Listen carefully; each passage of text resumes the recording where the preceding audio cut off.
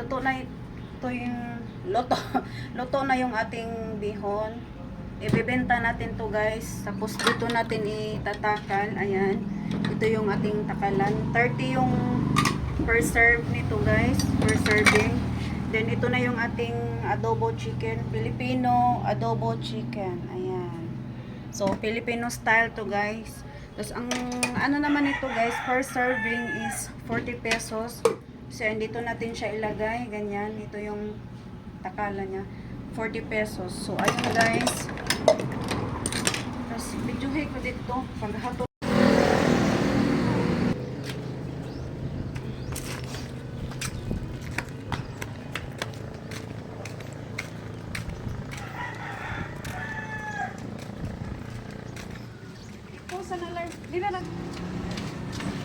Oh guys, ito na yung ating adobo tsaka pansit guys. So ayan, bili na kayo guys.